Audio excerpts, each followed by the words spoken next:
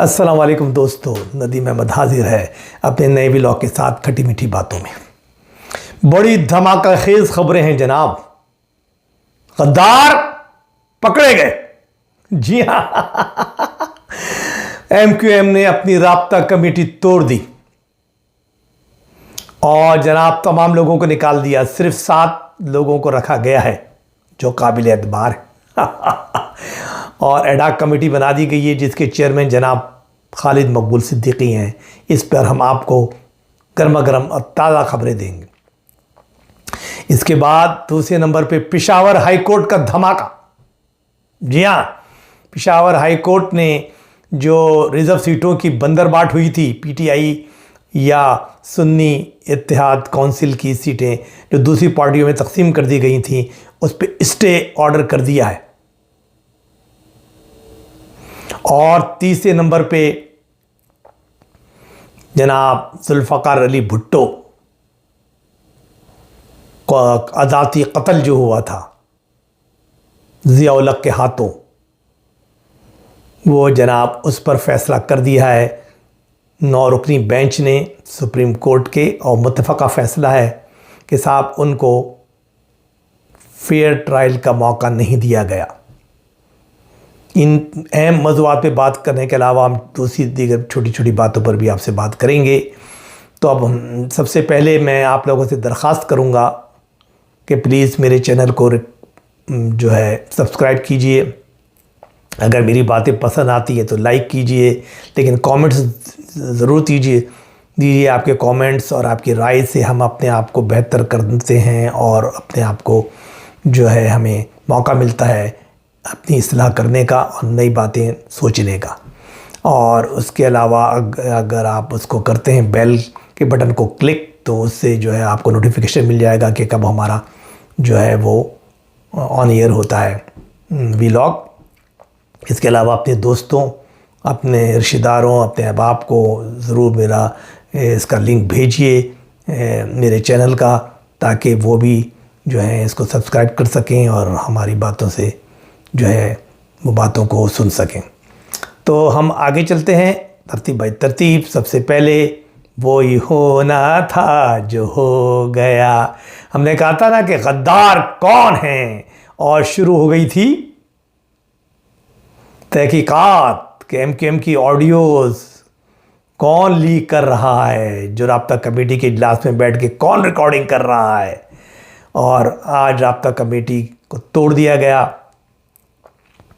और सिर्फ 7 अरकान जो हैं चीदा जिसमें खालिद मकबूल सिद्दीकी हैं, जनाब मुस्तफ़ा कमाल साहब हैं, फ़ारूक सत्तार साहब हैं, इस टाइप के 7 आदमी जो हैं उनको रखा गया है।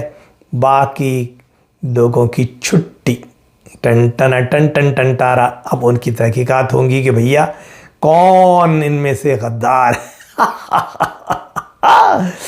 और एडाक कमेटी बना दी गई है और जिसके सरबराह उन्होंने अपने आप को ख़ुद खालिद मकबूल सिद्दीकी साहब ने रखा है।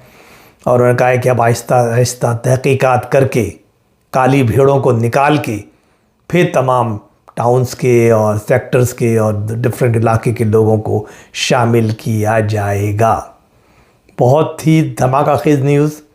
और अब इसमें कौन रखे जाते हैं या मज़ीद लड़ाई होती है। जिन लोगों को निकाला गया है, सुनने में आ रहा है कि वो लोग अपना एक ग्रुप बनाने जा रहे हैं, और अगर वो ग्रुप बनता है तो क्या वो एमक्यूएम पाकिस्तान के मुकाबले पे खड़ा हो जाएगा या वो इन लोगों को एक्सपोज करेगा, और फिर आपस में जो लड़ाइयाँ होगी, जो तमपेज़ार होगी, तो कौम देखेगी। तो ये बहुत बड़ी न्यूज़ है।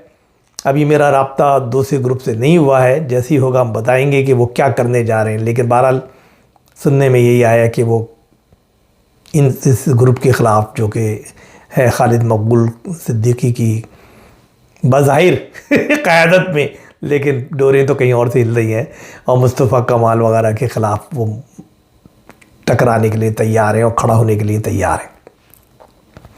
तो ये तो थी सबसे बड़ी धमाका खेज़ न्यूज़। और दूसरी धमाका खेज़ न्यूज़ जो है, हाय हाय हाय, कहते हैं कि हसरत उन गुंचों पे जो बिन खिले मुरझा गए।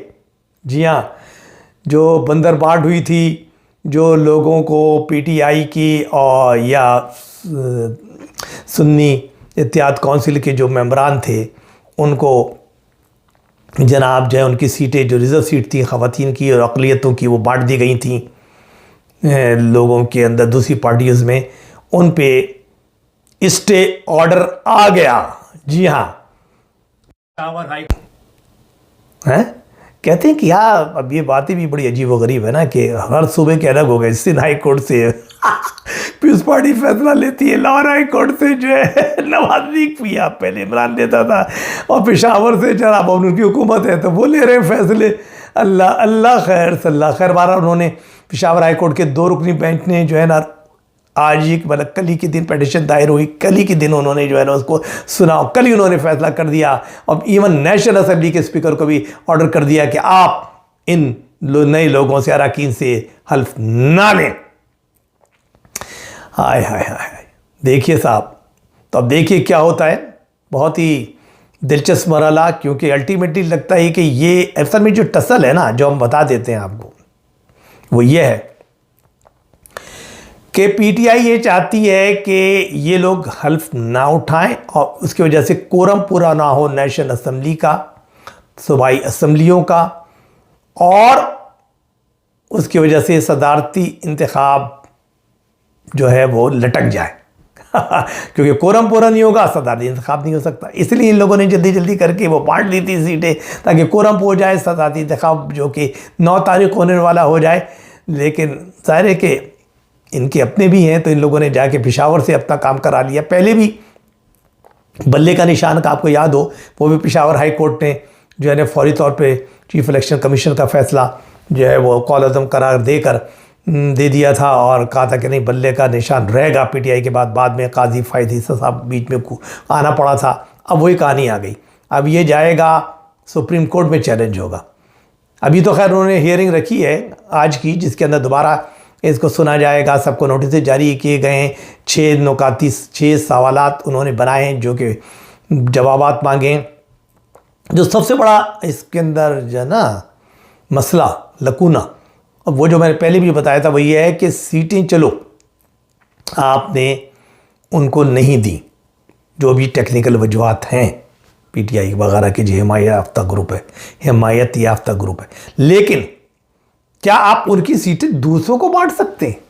ये बड़ा अजीबोगरीब बात है। जो मैंने कहा था ना कि पेशावर में क्या हुआ, जिस आदमी की 2 सीटें थी सूबाई असम्बली को, उनको 4 एक्स्ट्रा मिल गई, यानी जीतने वाले 2 और एक्स्ट्रा जो उनको मिल रहे 4। यार भैया ये क्या बंदर पार्ट है भैया। लेकिन मसला तो यही था कि वो सदर का इलेक्शन भी था और ये भी था, कोरम पूरा हो रहा था, वरना फिर ये लकूना रह जाता कि सदर का इलेक्शन ही गलत है सेनेट का फिर सेनेट के अंदर भी यही लोग मुंतखब करेंगे, जो सेनेट के जो बाकी अरकान का इंतखाब होने वाला है, और उसके बाद फिर सेनेट का चेयरमैन का होगा इंतखाब, तो वो भी लटक जाएगा। तो बातें एक कहते हैं एक दूसरे से चीज़ें मिली होती हैं, तो भैया सही फैसले करके चलो। अब आप फैसले वो करते हैं जो कि टेक्निकल बुनियाद पे तो सही है, लेकिन सियासी बुनियाद पर गलत है, और यही होता है फिर। ऐसा तो होता है ऐसे कामों में। अब जनाब फाइज ईसा के पास जाएगा मामला, और फाइज ईसा क्या दोबारा अब बंदूकों के अपने सारे निशाने अपने सीने पे लेंगे, जैसे पहले उन्होंने बल्ले को ना करके किया था, और सारा उनके खिलाफ जो दम एक तहरीक शुरू हुई जो अभी तक जारी है जो सोशल मीडिया पे उनके खिलाफ। तो देखिए क्या होता है। तो ये एक बहुत बड़ा धमाका खेज न्यूज़। और तीसरे नंबर पे जुल्फ़िकार अली भुट्टो साहब, जी हाँ, अदालती कत्ल। हम तो खैर इसके एक तरीके से चश्मदीद भी हैं, इस लिहाज से कि उस दौर में हम थे, हमने पीएनए की तहरीक को भी देखा, 77 की भुट्टो साहब को हटते भी देखा, फिर कत्ल का मुकदमा होते देखा, सुना, और उसके बाद फिर वो सारी चीज़ें जो बाद में अभी रिपीट हो रही हैं कि किस तरीके से कानून को रोंद कर और जजेस के बंदों के तान कर, और किस तरीके से जो है माशाल्लाह एडमिनिस्ट्रेटर जनाब ज़िया उल हक साहब ने भुट्टो साहब को फांसी पे चढ़ाया। इवन तो सब कुछ करने के बावजूद भी फैसला 4-3 का था, यानी कि अक्सरियती की बुनियाद पर उनको फांसी दी गई। 4 जजेस ने कहा दे दो, 3 ने कहा नहीं दो, और उसमें अनवारुल हक साहब जो थे, जो कि सुप्रीम कोर्ट के हेड थे, उन्होंने आखिर में अपना वोट उस तरफ डाला कि नहीं फांसी दो, और इस तरीके से वो हो गया। बाद में कुछ लोग जो रिटायर होने से पहले उन्होंने अपने गुनाह का एतराफ़ भी किया सुप्रीम कोर्ट के जजेज़ ने, और उन्होंने इंटरव्यूज़ भी दिए और बताया कि साहब हमें तो बंदूक रख के करा गया था और हमारा ज़मीर अब तो जो है इसकी वो नहीं कर रहा हम के ऊपर, मतलब ये कि मलामत करता है हमें रात भर कि हमने क्यों कि एक शख्स को फांसी पे चढ़वा दिया। लेकिन भाई अब तो कर दिया ना आपने, तो यही होता है भैया। तो वो अब अदालत ने ये फ़ैसला किया है कि साहब ये उनको फेयर ट्रायल का मौका नहीं दिया गया भुट्टो साहब को। उनका जो अदालती, ये तो उन्होंने नहीं कहा कि अदालती कत्ल हुआ है, लेकिन टेक्निकली टर्म्स में जो अवामी इस्तिलाह में हम यही कह सकते हैं। तो 5 सवालात या 6 सवालात भेजे थे उस ज़माने में 2011 में, जब सदर थे आसिफ अली जरदारी साहब। एक रेफरेंस भेजा गया था सदाती रेफरेंस के हमें बताएं, लेकिन बहरहाल उसमें 2-4 हियरिंग होने के बाद वो पेंडिंग में पड़ा रहा, क्योंकि जितने भी सुप्रीम कोर्ट के हेड आते रहे उनको इससे कोई इंटरेस्ट नहीं था। एक तरीके से वो भुट्टो मुखालिफ ही थे। तो बहरहाल उसके बाद अब इन्होंने उठाया और बाद लगा कि भाई ठीक है एक पेंडिंग पड़ा, उसका फ़ैसला करते हैं। तो कम से कम ये तो हुआ कि एक फ़ैसला जो सही फ़ैसला आ गया कि दाग था, उससे कोई बेनिफिट तो नहीं होगा, लेकिन ये है कि हाँ ये माना जाएगा कि सुप्रीम कोर्ट ने अपनी गलती को तस्लीम किया और माना कि साहब फेयर ट्रायल का मौका नहीं दिया गया, गलत तरीके से सब कुछ किया गया, दबाव में किया गया। और उसके बाद जो है वो अदालत में इसकी कोई हम रेफरेंस के तौर पे किसी दूसरे केस में इसको रेफ़र नहीं कर पाएंगे। ये तो हो गया। बिलावल साहब भी थोड़े से सुन के अबदीदा भी हुए, लेकिन बहरहाल ये तो तारीख़ इसी तरह होती है। 44 साल लगे इस बात को फ़ैसला करने में इस मुल्क में कि भाई उसको एक माशाल्लाह हुकूमत ने, माशाल्लाह एडमिनिस्ट्रेटर ने किस तरीके से जजेस को पीसीओ का हल्फ उठवा के और दबा के बंदूक रख के और किस तरीके से उनको फांसी तक पहुंचाया और चढ़ाया अपने मज़बूम मकासद के लिए। तारीख़ को ज़रूर पढ़िए। मैं ख़ास तौर से अपने नौजवानों से कहता हूँ तारीख़ को ज़रूर पढ़िए। अब सवाल ये हो रहा है कि साहब एक इदारे ने तो माफ़ी मांग ली, लेकिन जो असल इदारा था जिससे इस इदारे से काम कराया था, यानी कि हमारी अफवाज पाकिस्तान, क्या वो लोग भी इस पर कोई बयान जारी करेंगे कि भाई हाँ हमारे उन लोगों से उस ज़माने में गलती हुई और हम एज़ इदारा हम इस बात में जो है अफसोस करते हैं। तो लेकिन मेरा ख्याल ऐसा नहीं होगा, यहाँ पर ऐसी चीज़ें नहीं होती और होने का कोई फ़ायदा भी नहीं है। तो ना होना बेहतर है, लेकिन अब बस सबक हासिल किया जाए कि आइंदा के लिए वो काम ना किए जाएं जो तारीख़ में बदनामी का बाइस बने। तो ये तो 3 वो ख़बरें थीं जो सबसे मेन थीं। उसके बाद भी बहुत सारी ख़बरें हैं। इमरान रियाज़ ख़ान साहब को पेश किया गया कोर्ट के अंदर, और जो मुकदमा है उनके ऊपर कुछ नहर की ज़मीन का, उसमें तो ज़मानत हो गई उनकी। अब दूसरा मुकदमा एक और है उनके ऊपर। ये फाइनेंशियल मुकदमात हैं सारे, लेकिन आपको पता है कि फाइनेंशियल जो मुकदमात भी होते हैं तो उनके पीछे असल कहानी तो कुछ और ही होती है ना। असद तूर साहब का रिमांड था 3 दिन का, उसमें एक्सटेंशन हो गई है मज़ीद, और उनका यही है कि जुडिशरी को बदनाम करने के लिए ऑनलाइन मुहिम चलाने में ये सबसे आगे थे। अल्लाह ताला रहम करे यार, ये छोटी छोटी बातें जुडिशरी को भी दिल बड़ा करना चाहिए, इदारों को भी दिल बड़ा करना चाहिए, लोगों की बात सुननी चाहिए। फ़र्क नहीं पड़ता। यहाँ तो कौन कहते हैं कि कहती है खल्क़े खुदा गायबाना क्या क्या तुझे, यानी आपके पीठ पीछे तो लोग वैसे ही बुराई करते हैं कि कोई सामने कर रहा है तो करने दो यार, क्या फ़र्क पड़ने वाला है। तो ये बात थी। दूसरी ये कि हाँ, जो हमने आपको बताया था कि इमरान साहब जो है वो ईद बनी गाला में मनाएंगे। हमारे पुराने व्लॉग ज़रूर देखिएगा। हम ये बातें जो 10-15 दिन पहले बता देते हैं वही सामने आती हैं। आज अलीमा खान ने भी कहा है कि इंशाअल्लाह हमारे भाईजान कप्तान साहब ईद बनी गाला में मनाएंगे, उनकी ज़मानतें हो जाएंगी। और जैसे मैंने कहा था कि ज़मानतें जो इनका जो मुकमुका हुआ है या बातचीत हुई है या डील हुई है या सौदा हुआ है या जो भी कहें यानी मफाहमत हुई है, ये बड़े खूबसूरत अल्फाज हैं, गंदे अल्फाज हैं। कोई कुछ कहता है, आप कहते हैं ना कि आपकी सोच क्या है। हम न्यूट्रल लोग हैं तो हम इसको सही बारे में कहते हैं कि भाई ठीक है, अफ़ाम व तफ़हीम की फ़ज़ा हो रही है। बात हो रही है और बात में बुशरा बीबी के थ्रू ये बात हुई है।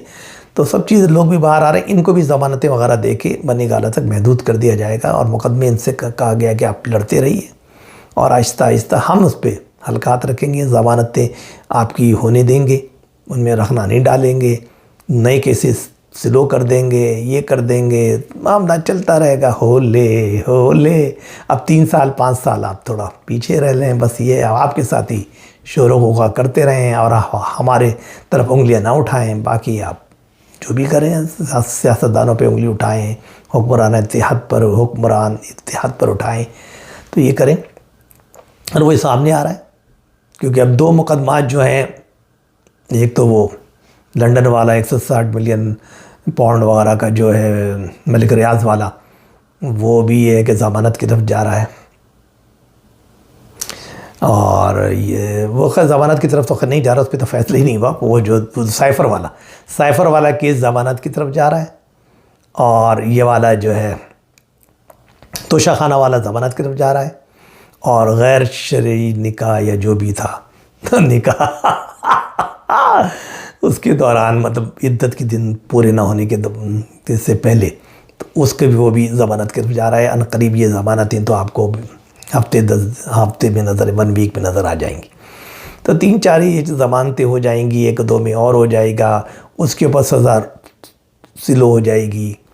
ठीक है ना, वाला जो केस चल रहा है पौंड वाला के मलिक रियाज वाला, तो उसके ऊपर भी मामला सिलो हो जाएगा। तो ये चलता रहेगा, सिलसिला कहानी चलेगी। तो यही बातें थी जो हम आपको बता रहे थे कि भाई इसी तरह होता है। सामने तो ज़ाहिर है कि मैं भी वही बात कहूँगा जो मुझे आवाम के लिए कहनी है, वो भी वही बात कहेंगे कि उन्होंने भी कुछ तड़ी छड़ी लगाई कि भाई हम जो 9 मई वालों को नहीं छोड़ेंगे, क्योंकि थोड़ा सामने वाले को थोड़ा कहें कि भैया अब नेगोशिएशन करनी है तो थोड़ा पीछे हटो।